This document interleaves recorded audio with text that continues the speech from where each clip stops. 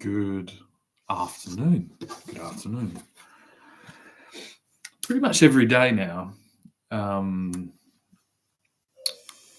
there seems to be an increasing level of realization of what is actually happening, what we're coming into. To do with basically, like, if you consider what has kept stability, that kind of flies under the radar. And I think there's a lot of these things, and you have to kind of have looked into it to know them. And so there's a massive weird distribution of people that are like, they're like, oh, there's these things keep everything in order, and this is what keeps us going. And then there's the reality, and they're actually quite different.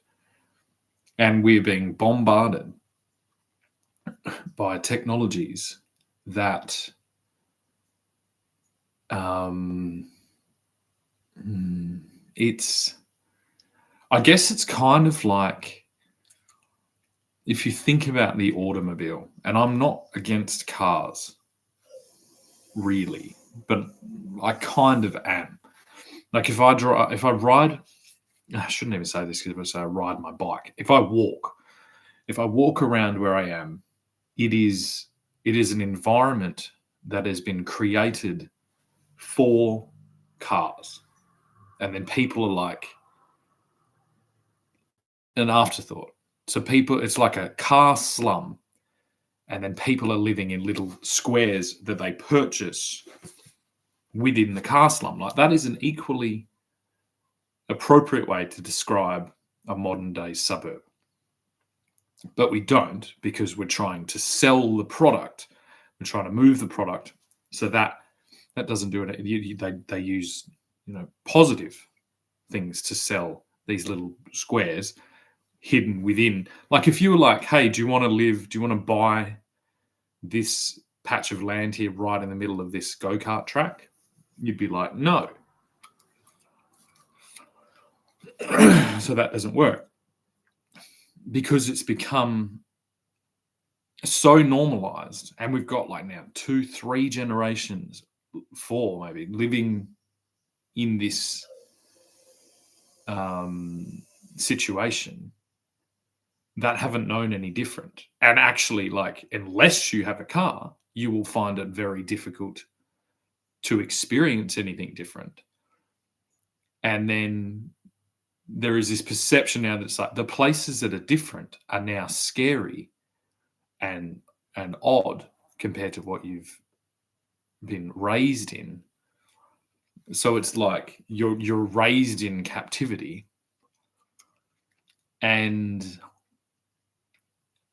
but it's this captivity that's not at all stable, because it's solely reliant on a car. There's the same thing with, say, plastic.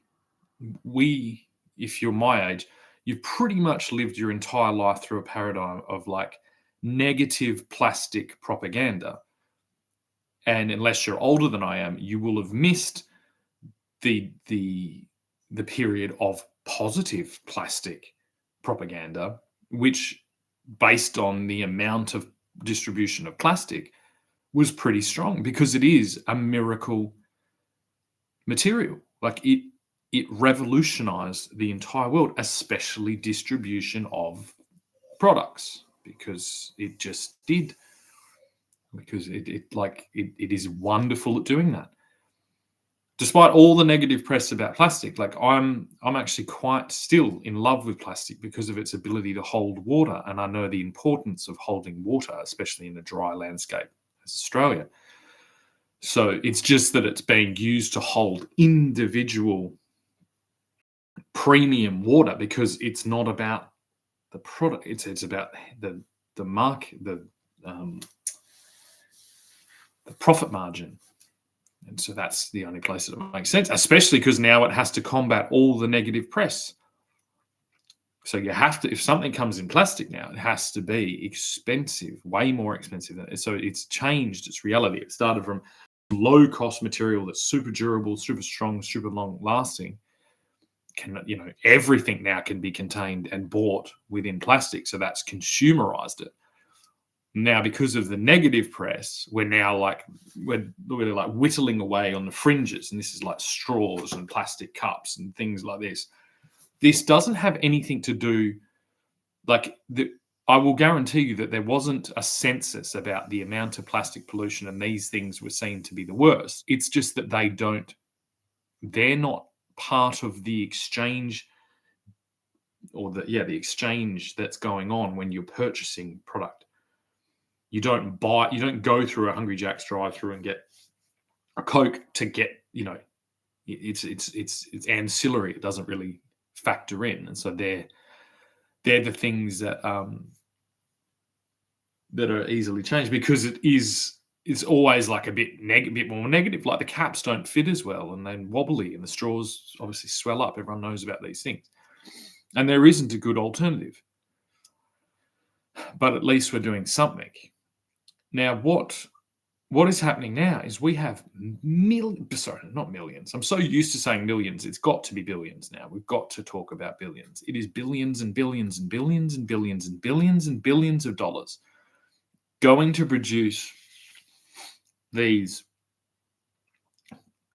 artificial intelligence. And the vast majority of that is going into the most ridiculous, the most like individualized, glory hole fucking fantasy land bullshit.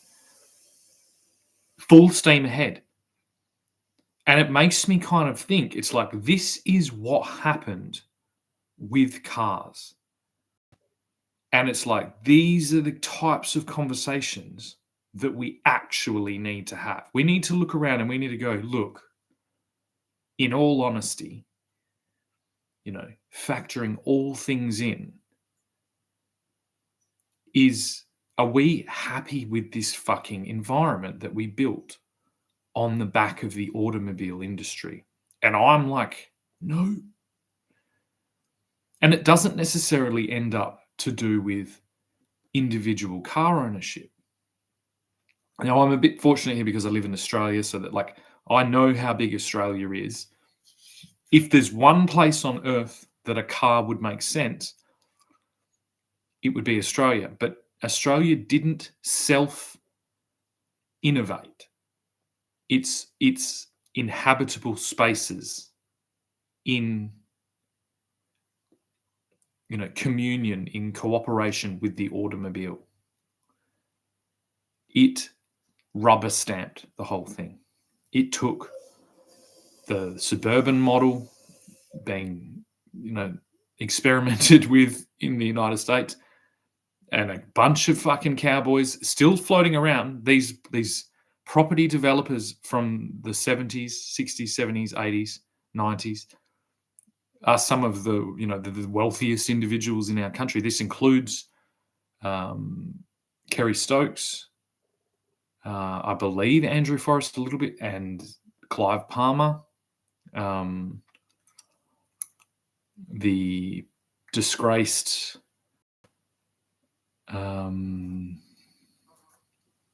what's his name? Alan Bond. Like this was the gold rush of Australia, was to develop this automobile paradise. Because and this is I'm speaking from direct experience. Trust me, I invented an entire business based on the fact that I liked driving cars. That was I was like, what can I do where I'm in the car a lot? That came very, very first, very early on in the development of my business. So it's a perfect thing. Like, most men really like driving their car. They really like their car. They like to own their car. And I'm not trying to change that. I'm just using it as an example. And so the rest fell into place based on that, because it was new. But if I then also factor that a huge portion of my physical pain and my misalignment of my body, I know is 100% caused by the amount of driving I did, because the previous, 1,000, 2,000, 4,000, 7,000, who knows how many years of my ancestry was more likely either spent on foot or on horseback. And men used to love their horses. But one of the major reasons, or one of the major things that had to happen in order to create this automobile paradise, was that love affair had to be broken with horses. And it had to be replaced with a car. And I'm part of a cohort that I lived next door to a paddock filled with horses, and I've ridden a horse like twice. I wasn't allowed to have a horse because they were too dangerous, yet my brother died underneath the wheels of a car. I wasn't allowed to have a motorbike because they were too dangerous, yet my brother died under the wheels of a car. It wasn't either of the things that led to his demise. It was alcohol and pharmaceutical drugs. And so there's something horrifically gone wrong within our perception of these, and we have to get honest with it, these things that we're being sold. Every person that owns a place, within a 100-kilometer radius in one of these suburban places and owns a car, or doesn't own really either of them, was sold it. From the minute they were, able to access or sit down in front of the television, they've been exposed to this display of automobile existence. And we just have to get to the firm understanding that this is very, very new, like plastic. Right? But plastic's like an inanimate object. Plastic didn't go through the same process because it was sold to businesses, not to individuals. The product was being sold to individuals, but the material was being sold to businesses, usually as a cost-saving mechanism. And so no one sold that, no one was like, oh, new fancy plastic bottle. Although this does factor into marketing and sales, because, now with this wonderful invention, we can have all different types, shapes of packaging and colors of packaging that are, ready to sit on shelves in supermarkets. And all of this has all come all at the same time. So already here, I'm sketching out that none of these things are separate. They're all symbiotic together. Supermarkets, with shelves of plastic bottles and plastic packages, were dependent, really, they emerged within the suburban environmental experiment, which was dependent on automobiles, individual transportation, because then it changed the whole way you did things. You had a boot in your car that you could stick things in, you could park, you could go and get the things, you could watch TV and see what you want and see what everyone else is doing. All of it is connected and has never been criticized because it has been perceived as the natural progression of humanity. Now, right now in 2025, at this moment, we have all been sold the same thing down the track with mobile devices, with smartphones, which is basically a TV. So it's like we think about the phone, but we don't necessarily think about the connection of all the things being pushed through that tiny little phone. But if we look around us, we can already see projected onto our environments, into our cities, into our suburbs, into our regions, we can see what the television projected onto our environment. If we compare photos of pre-television and post-television, it was a distribution paradise, which now, again, if we look at most political conversation for especially the last 60 years, it's the budget, it's the economy, we're talking about interest rates, exchange rates, unemployment, all these things. This is all factored in to the construction of this still experimental suburban model. But no one is talking about these things. We're only allowed to talk about things like global warming, which isn't it? It's climate change now. It's called climate change. Well, it's like, what climate are we talking about specifically? See, it's like we're almost there. We're talking about climate. So most people, if you talk about what climate, cars, they put carbon dioxide in the air and they do. That's a very technical fucking thing to explain. If you went like, people used to either live in farms or they used to live in like townhouses and apartments and like buildings within cities, ultra urban, or they used to live in the city. This whole bit in the middle was created in, combination with plastic, automobiles, and the television. Those three things are basically having a menage a trois across the entire world. And this is what we're left with. But we're not directly allowed to criticize that because that is still being perceived as the norm. This is what, there's a few things to it. Like, this is what, like weed killer, like Roundup.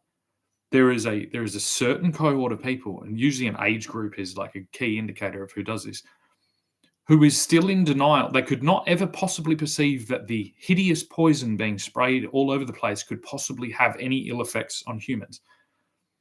This is like my mother's generation where she would come into our bedrooms at night and spray us over the head with fly spray. These are also the sold this utopia, and they spent their lives for it. But will not. That becomes, there is actually a cognitive like description. I usually call it, it's like fantasism, but I think there's a better one, and I can't. There's a really good book called You're Not So Smart, which has an ostrich with its head in the sand. You should read that book if you haven't already.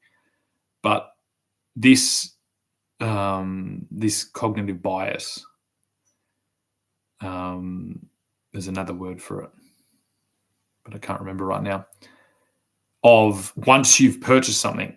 So the stronger if you've just completed a process of a 30-year mortgage, more than likely put away all the things you may have wanted to do for this one dream that you were perhaps sold in your mid-20s. In the case of a lot of boomers, mid-20s, maybe up to mid-30s, you were sold the concept of this suburban dream, which included 2 cars in the garage, a 5x2 with your own lawn, all these things. That's what you were sold, and you were basically demanded to write your next 30 years of history into solid, contractual law, or be homeless. This isn't actually the trade-off, and never really is. Yet this is all circling around. This is the whole idea of homelessness is based on that sales model for all those things, because it is an absolute monstrosity.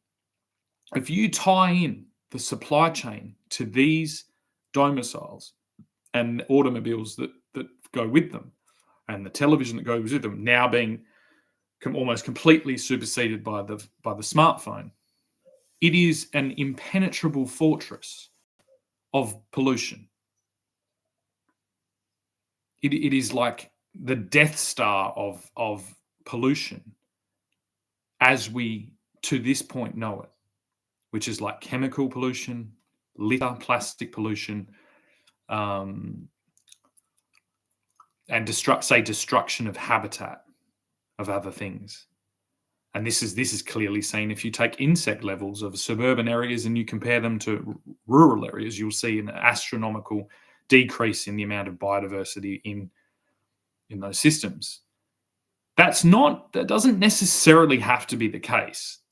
The weird thing is these suburban areas, if they weren't homogenous, monocultural death zones, and every single person, manifests their full botanic splendor onto their environment, and then they would be the opposite. They would actually be like akin to the Amazon rainforest. But that doesn't start with a solar panel. Because as I've said before, the things that the solar panel and the wind turbine, the only thing, or nuclear, whichever way you want to go to it, basically what they're going to be going to, if they're going to residential, is they're powering your smart devices or your television, your fridge, which is where you store all the products from your supermarket in, perhaps your electric car, which is how you continue. This is the new model of all of this. And, maybe in the industrial, in manufacturing of things that you can consume. But that's not the right place to look. This entire model is not a naturally occurring human existence system. It has been absolutely sold to us. There is no, if I'll just wait a sec. All right. But the only way we're allowed to criticize this is in the spoon-fed concepts such as climate change, to which you get Greta Thunberg is a massive, international figure that has done this thing. There is no way that this wasn't going to lead to her sailing a sailboat to a war zone to attempt some type of simplification of a complex religious war that's been going on for thousands of years. That war is older than everything else going on. It's older than packaged food. It's older than television. It's definitely older than smartphones. It's older than drones. It's older than bombs and missiles and so you can even hear that the Prime Minister Benjamin Netanyahu mentioned this, that he has to use the weapons that are appropriate. This, I 100% agree. This is like, if they could do what they're trying to do, which is defend themselves without those tools, they would do it. And they're finding that the actual avenues for them to combat this war onto them, which was started onto them, is increasingly getting into the digital space. Why? Because it's becoming about persuasion. The only thing that Greta Thunberg could possibly be described as doing within that thing is that persuasion. She's trying to persuade the world that killing people is bad.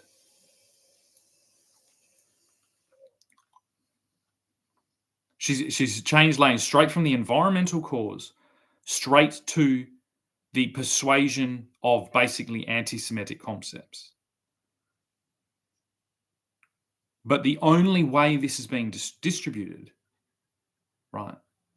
And I am proof of case here. I have a giant sailboat as well.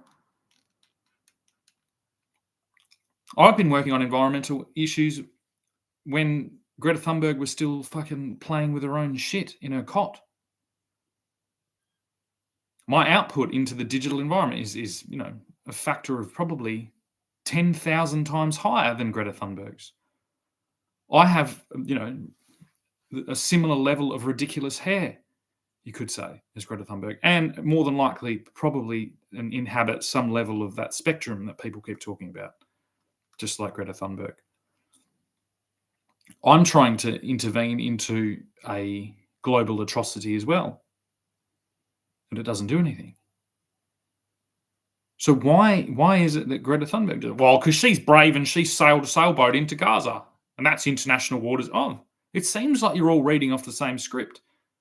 What I'm talking about is international airwaves, which is the same as international waters, and it's being polluted like fuck at the moment by a bunch of people basically trying to be Nazis without being Nazis. But they're not getting to the core of it. They're not going like, well, this distribution, before it was used to fucking put an autistic girl in a war zone as a marketing tool for the Hitler Youth, it was used to distribute single-use individual cars to, families, every single product under the sun, down to micro distribution. So rather than buying 2 kilos of flour and making your own cakes, you now buy 7,000 individually wrapped, chemically laden fucking pastries and things, and and everything else that goes with it. Vast areas of the planet are now covered with these suburban fucking encampments, which do resemble, if you had have asked anyone, and this was a pretty common thing to be said, that these suburban regions and the supermarkets and the infrastructure that goes with it, the high power lines, the roads, all these things, they resemble concentration camps.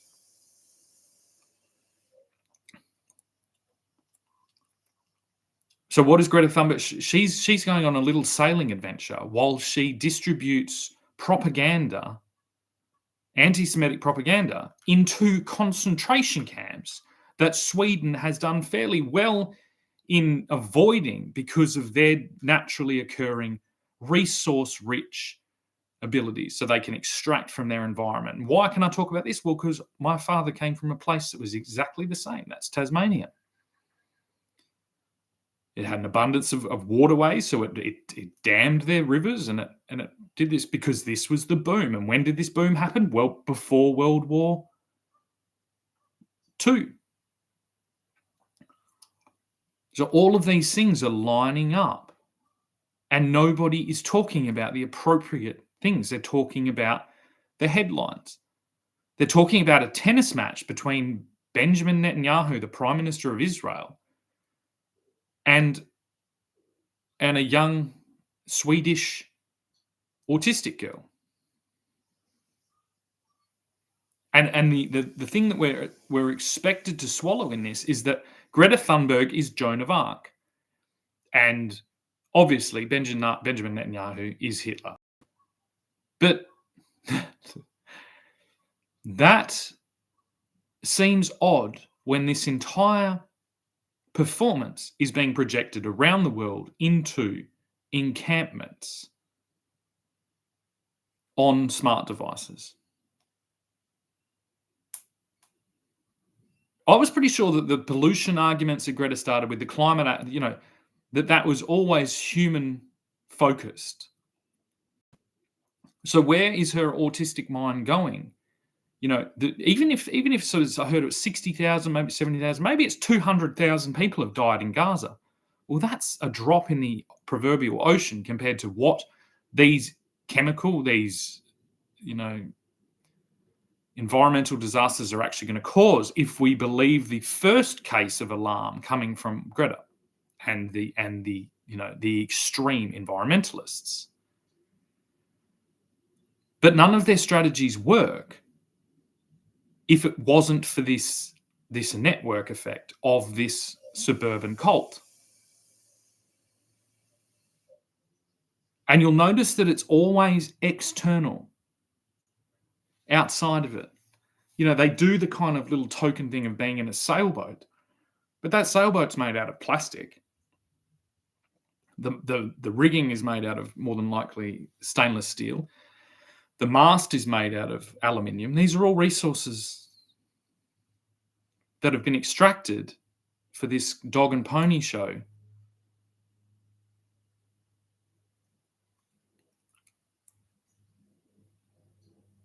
And as I said, the technique is only potentially going to have any effect in a model of outright global distribution, which is a Nazi concept.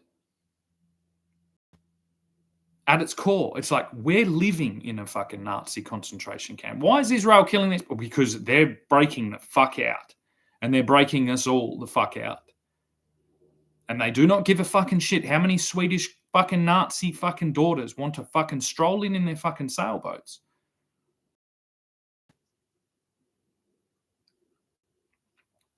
Because it's always going to come down to this same equation.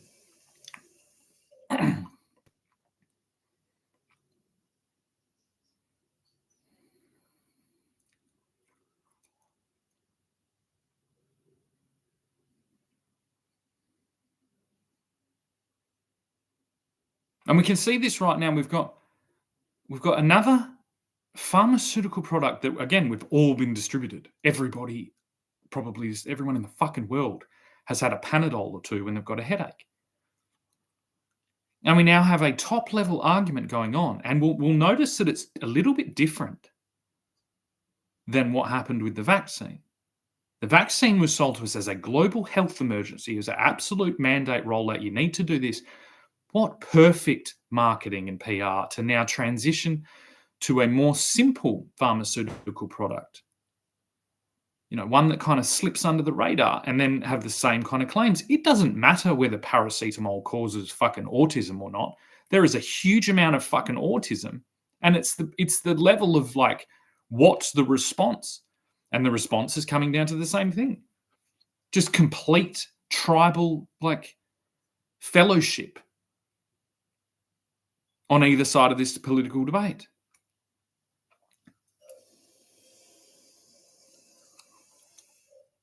There's literally women uploading videos like, I don't fucking care what Donald Trump says. I'm having 7 Panadols with my fucking thing. This was no different. Like, people used to drink and smoke and do all kinds of things. And I honestly don't fucking care about whether paracetamol causes autism.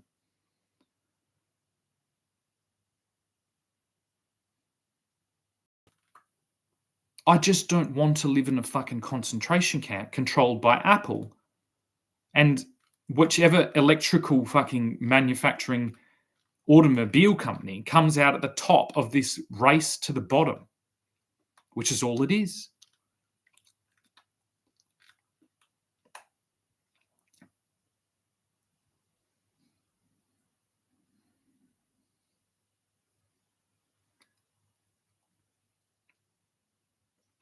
Now, the next thing that I want to mention is like, so that's all, the last 80 years, and that's not all of it. That's just a big heap full of the last 80 years worth of innovation, which is what it's called, progression. Most of these people will describe themselves as politically progressives. They're progressives. But then they're against the technologies that have given us progress, and then their entire strategies are based on those technologies that gave them progress, because teenagers on sailboats wouldn't have done shit against Nazi Germany. So why is it being? Well, because we've got all this progress. We've got all this progress now. So now the Nazis can be really effective. We've got all the Jews in one spot, and we can all grab them, and we can get with all it takes is a sailboat, a couple of hang gliders, and a fucking iPhone, and we can distribute around the world what Hitler would have, had in his wet dream.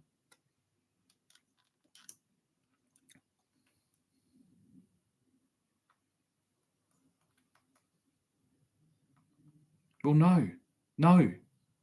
How many Greta Thunbergs are fucking licking the wallpaper within a 10-kilometer radius of where I am now? Probably harmed by, 20, 30 years of glyphosate use, or who knows? Gyprock mold poisoning, or plastic exposure, or the paracetamol, or the vaccine, or bloody, the Wiggles, for all I know. Could have fried their brain within a fucking inch of death.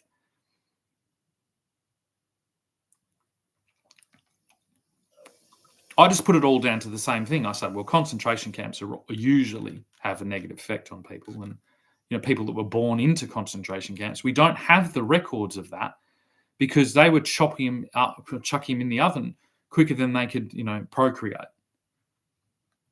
So we don't have written accounts of what happened in the Holocaust and what children would have experienced if they continued on and were still born into those camps. Or do we?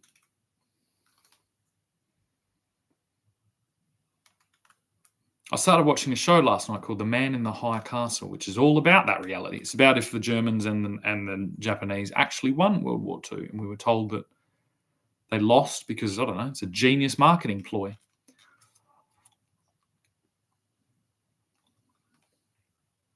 I don't think that's all that crazy a concept when I get down to it.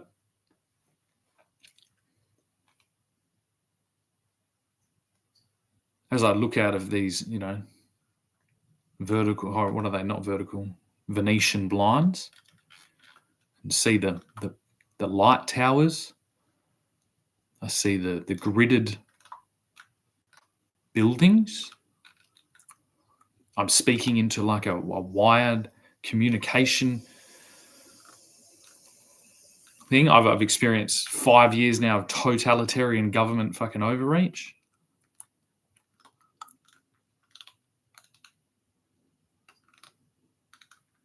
I've seen like hideous new technologies go straight to the forefront of offenses against humanity. This is all the same. All the same things are there. It's just that it's not tanks, it's not machine guns, but it's the same effect.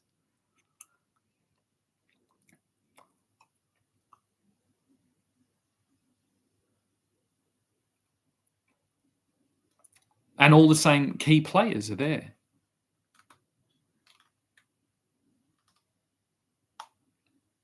And it's kind of like, it's like a shipwreck under the sand at the beach, and the tides and the waves and the wind are just slowly uncovering it. It's like, oh, I see what it is.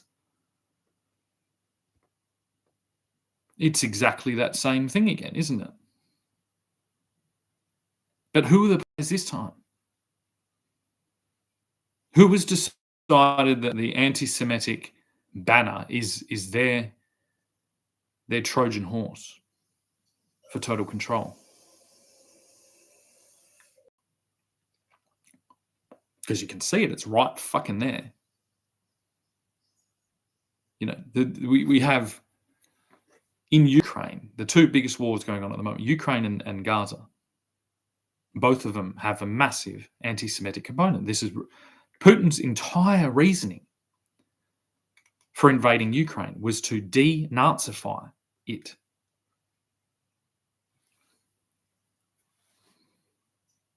The cries of from the river to the sea, that is to Nazify the Middle East.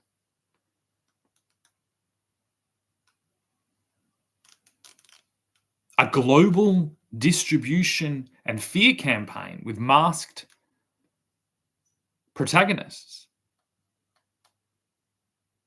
In a lot of cases, lethally injecting populations. Well, that's some fucking Nazi shit. It's even called Pfizer, which sounds German as fuck.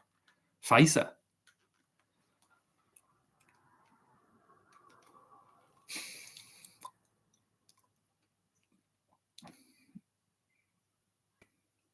Now, who would fare very well in this? Well, once you start a racial movement, which is what anti-Semitism is because the Jews have been quite successful. They assimilate into all different places around the world, but yet still maintain their unity. And so if you compare that to China, you would find that they're the exact opposite. If you can compare that to Muslims, you'd find that it's the exact opposite.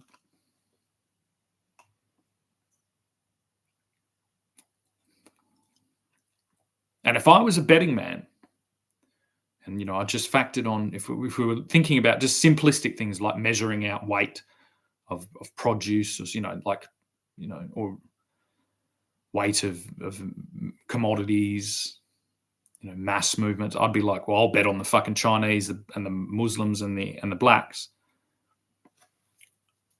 to revamp fucking Hitler's vision, and you factor in the Apple Corporation and fiber optic cables by Corning, and complete subservience now to our technologies. Well, it looked like a fucking sure thing. I can tell you that.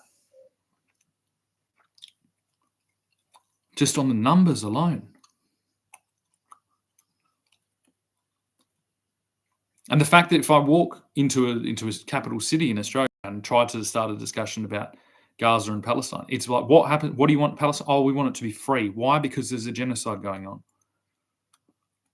Well, I haven't been in Palestine, and I'm experiencing an attempted genocide on my family, starting before the war on Gaza. along the same lines, with a lot of preparation put in, a lot of preamble, 5 years previous, all dependent on this ecosystem of suburban totalitarianism, digital infrastructure on handheld smartphones, automobiles, this simplification of really complicated like international dynamics and diplomacy. So for the last year now, we've just been hijacked by an argument between Nazis where they're allowed to rage and fucking disrupt every city in the country, every city in the world, in their fuel to destroy, once again, the Jewish race. The numbers are what are doing this, or what are keeping this. See, there's a thing to do with cowardice, and our systems have become completely unable to combat the numbers involved in this onslaught without elevating it to a war. So what does that mean? It means we're being exposed to a war. We've been at a war. We've been invaded with war tactics because the whole landscape has shifted. And the authorities that we rely on to keep order and keep peace and keep these things have been superseded by this invasionary force without it elevating to a hot war. But it is a hot war. In my evaluation, it's been a hot war for 3 years, 4 years, 5 years now.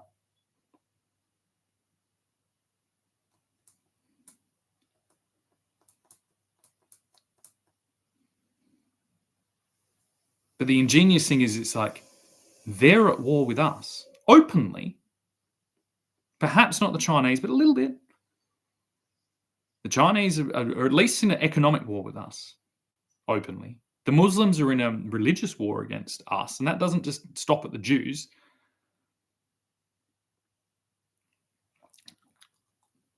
And to class a huge class, the blacks are at war with us because of historic injustices, despite the fact that they're all living within the safe harbor of our regions. And the numbers just are staggering. So it's only understandable that with corruption seeping into our police forces, our border controls, our politicians, our corporations, all this, it just isn't. It's a numbers thing. You know what I mean?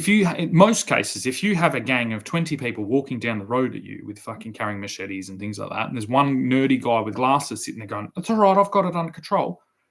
You're going to maybe go, "I'm going to turn this guy in."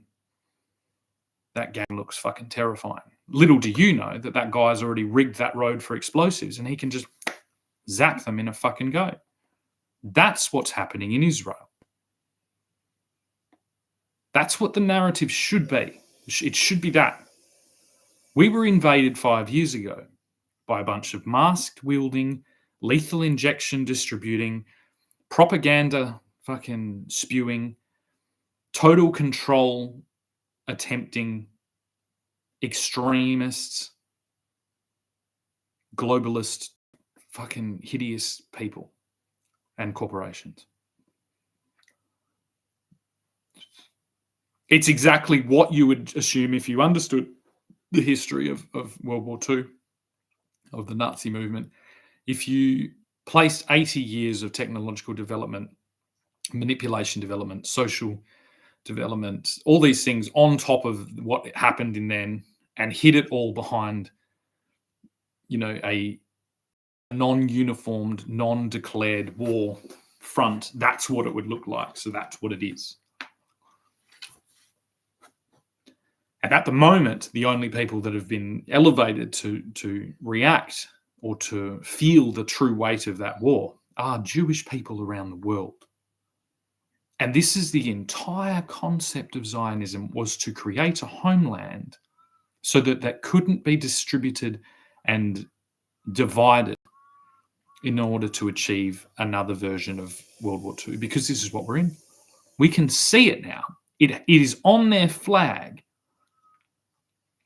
This is actively and currently taking place, is World War II, the World War II Holocaust, but with a nationhood of Israel in place of, divided families being ushered into trains in Germany and Poland.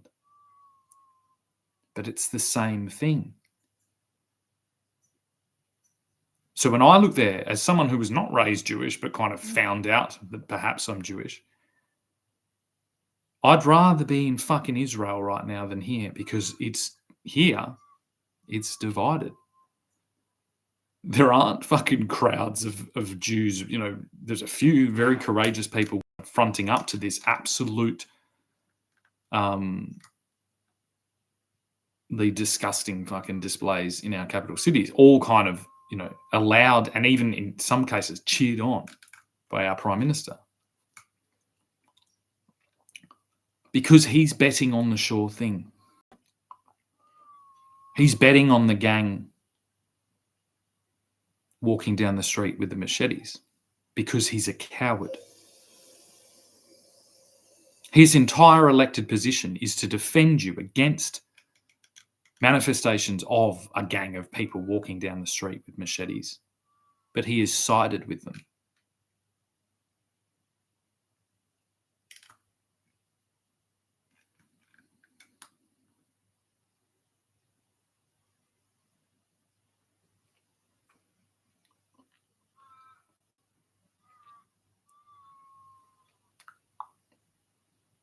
There has been no official response from anyone in the Labor Party to anything I've ever done, despite hundreds and hundreds of addressed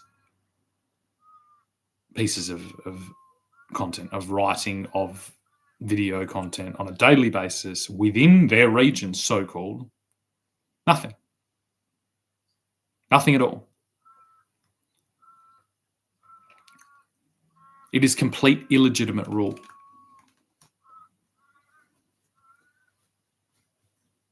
In my understanding of the whole thing, we have legitimate call and reason to obliterate places like Canberra under this. Canberra right now is a hotbed, is a control centre for a global invasion, which will not stop at the Jewish people. It starts there. Right behind the Jewish people would be people that are English or British, step by step.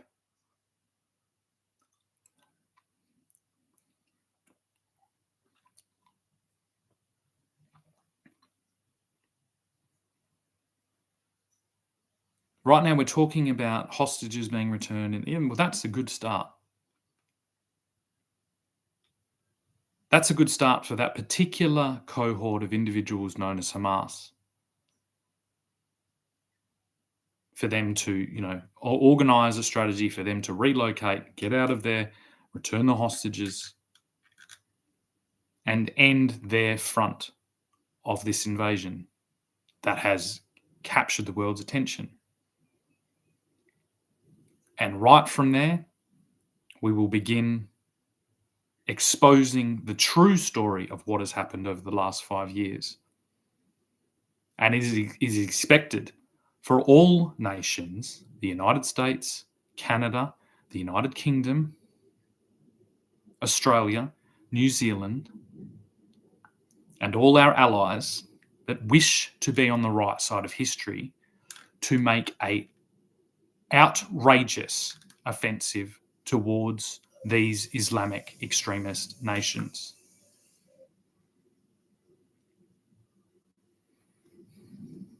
This war has not been confined to a tiny little strip in the Middle East and taken our attention as much as it has. This war is spread out across the entire globe. This war isn't between Jews and Muslims. It's between civilization and fucking barbarism.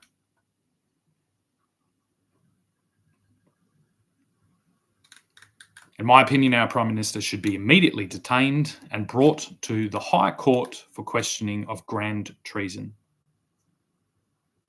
along with Keir Starmer, unless, of course, they are seen to be cooperating with a covert operation to keep this under the radar.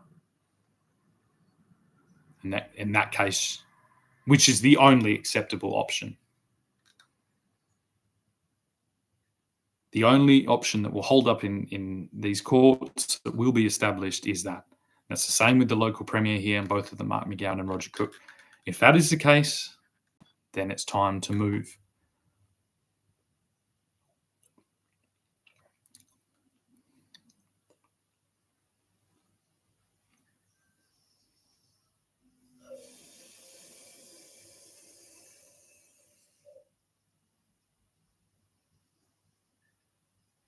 We need to find concrete, firm footings to establish the future via. Like, we need to find out where were we socially innovating and developing before these catastrophic manifestations of technological capability. Our technologies outstripped our ability to adapt to the horrific results of our technologies. We're all very familiar with plastic. We're not so familiar with global concentration camp, hypnotic fucking control infrastructure. Well, not openly, but we're all subject to it. You know, we've all now at least had a little experience with chemical intervention into our bodies, into our environments, via the vaccine or via whatever particular chemical of choice that you think has fucking, perhaps caused you illness or disability.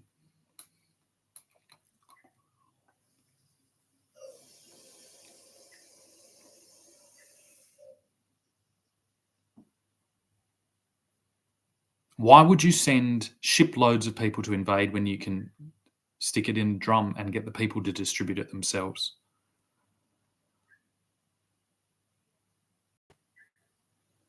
Why would you, raid beaches when you can get everyone to volunteer to stick a needle in their arm or pills in their mouth? And what experience must? Well, I'm speaking from the British Empire's experience, because not particularly the empire, but British corporations participated in this. There was a thing called the Opium Wars. This is what we did. This is what we're in again.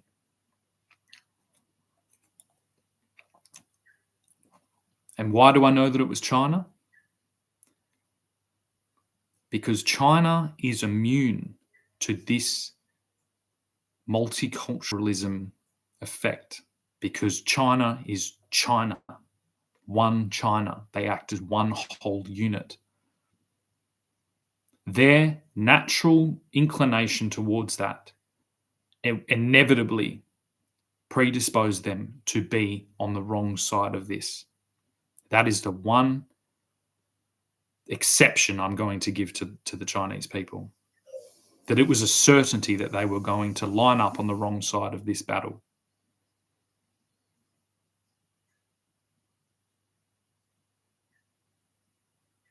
That's it. But they have done. And that was the largest mistake they will ever have made.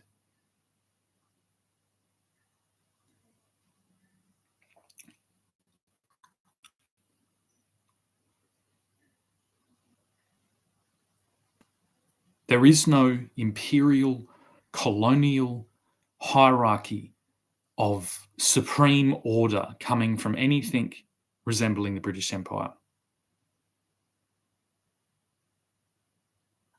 We've been successful in the pre-internet, the pre-plastic, the pre-automobile paradigm. And within that, there was so much emphasis based on communication, on administration, on these types of things, that we've been able to hold back the tide of this onslaught. But it is time to pick sides.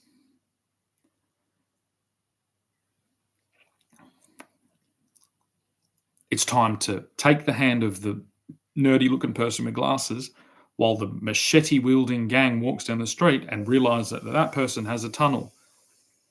Perhaps that person has snipers on the roof. That person is prepared. And the machete-wielding lunatics walking down the street at you are basically animals that have bullied, fucking commanded, demanded the old type of respect through violence and through terror. And with the help of a, unsuspecting and unprepared and cowardly generation of hypnotized morons, they've been made to believe that they're in total control of the entire place. But I can guarantee them today that they are not.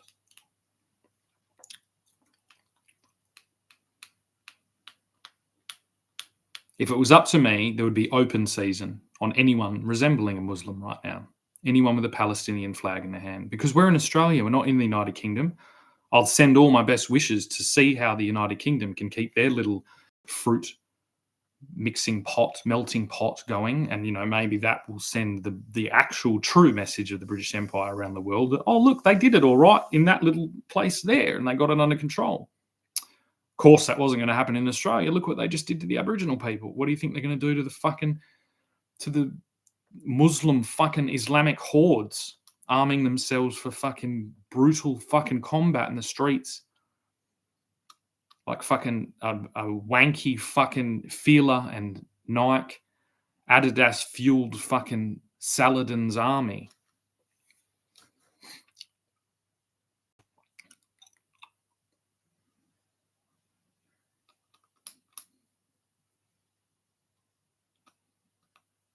So what is the main thing that I see going on right now? The main thing for concern, well, is this artificial intelligence, this distribution of media, this creation of nonsense.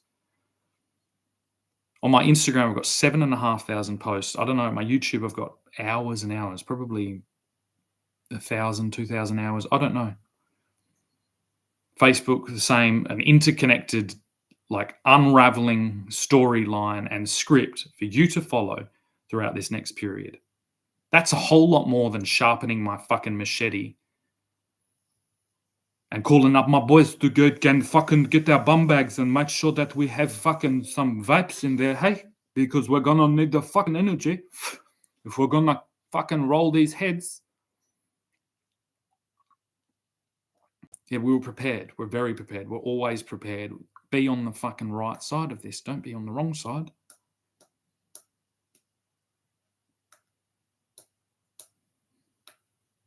The easier you cooperate with all of this, the better treated on the other end of it you will be. Again, if it was up to me, the ones that weren't killed in this immediate onslaught would be sent back to their fucking shithole and they would scrap it out in the fucking streets of their desert fucking scumland. But perhaps if there's absolute cooperation, then we can, we have a lot to do here and some new technology. So maybe, you and your children working towards the future of this country won't actually even be exposed to the same type of lower back pain and fucking things because, we're concerned for your overall well-being. We're not going to send you on suicide missions with fucking TNT strapped to you so that in some type of false claim that you're going to get 70 virgins on the other end of that equation. I want to start an immediate tradition in Australia for Islamic descendants, and it's called Slap Your Mate.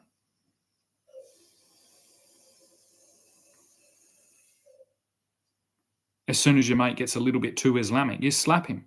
You slap the fuck out of him on the floor. Then you all slap him. You keep slapping him until he fucking pisses his pants and realizes that if he follows that fucking absolute cocksucking fucking prophet down that fucking laneway again, he's going to be headless.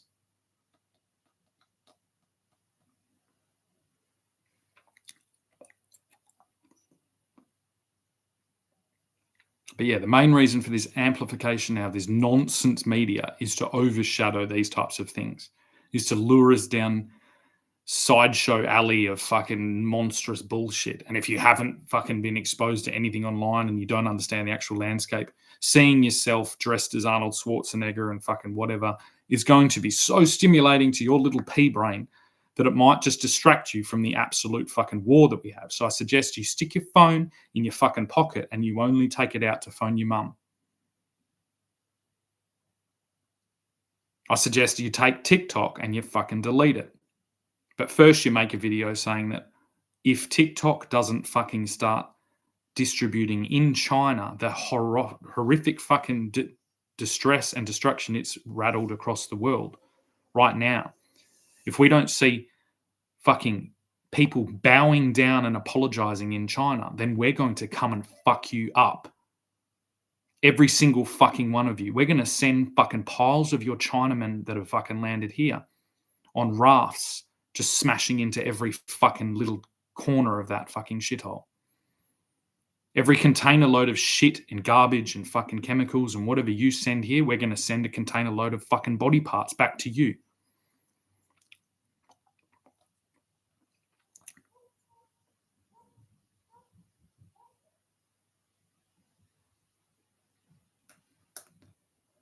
You will not dilute our action with nonsense.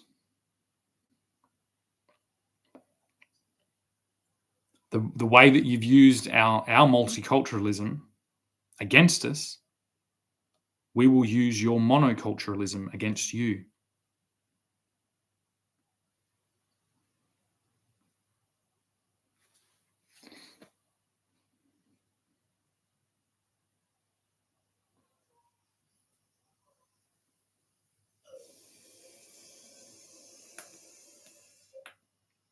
It's time for us to immediately get back to local order.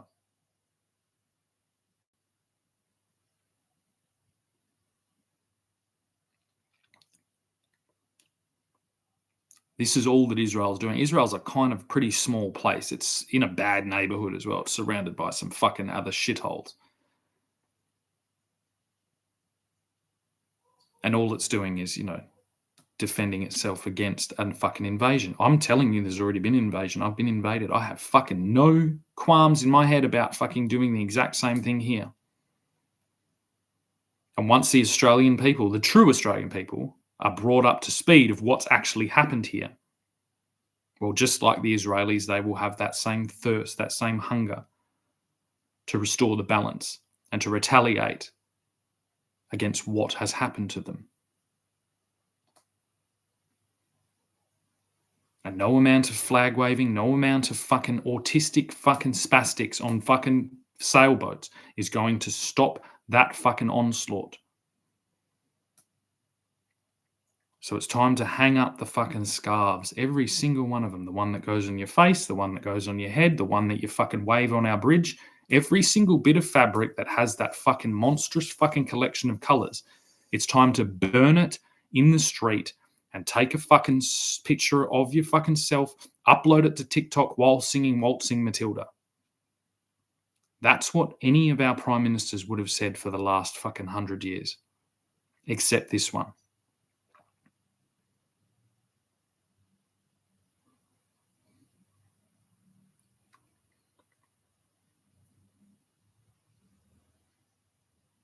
An empire is only as strong as its weakest link. And at the moment, whether authentically or whether by, as I said, the grandest,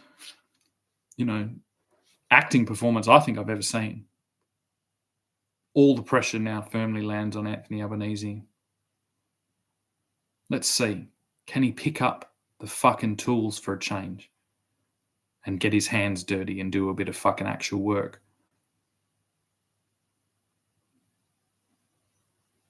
Or are we going to have to, turn up the volume on the loudspeaker? Hey, Albo. This is a union strike of all patriots in Australia. You love fucking megaphones, don't you? You love to walk around. You started this fucking shit. Albanese, come out with your fucking hands up. That's what we're going to have. We can say it in all the different languages. We can say it in Mandarin, and we can say it in fucking Iranian, whatever that is, Arabian. We can sing Arabian Nights. Who knows? But yeah.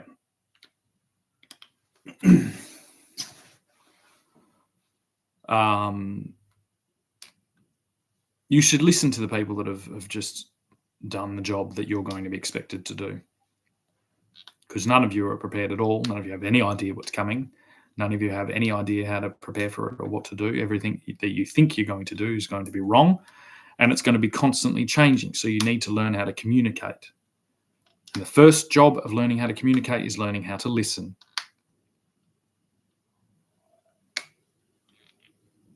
And what better platform to listen on than YouTube, Facebook, perhaps Instagram if you really need the fucking juicy stuff.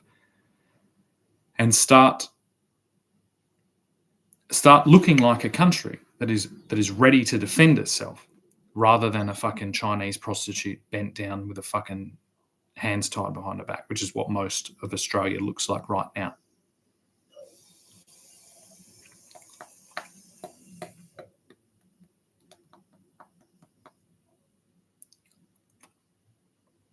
And to end in the words of Greta Thunberg, how dare you?